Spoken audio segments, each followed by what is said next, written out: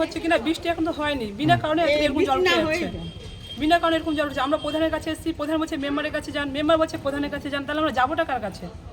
আমরা তো মানুষ, আমরা কি রাস্তাতে হাঁটতে পারবো বলেন তো? নোংরা জল প্রত্যেকের ড্রেনেজ সেট করে দিয়েছে, প্রত্যেকে ড্রেনেজ সেট করে দিয়েছে। আচ্ছা, তো এর আগে তো আপনারা প্রধানকে জানিয়েছেন? জানিছি, কোনো কাজ হচ্ছে না তো, বলছে হবে, আশা দিচ্ছে, কিন্তু কোনো আশাতে দেখছি কোনো কাজ হচ্ছে না। আজকে কি করেছেন?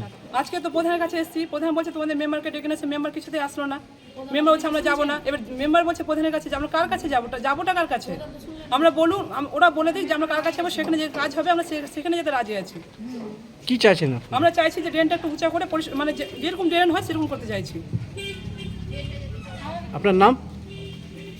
সোমা দাস, এই এলাকার নামটা কি? নাগেশ্বরপুর।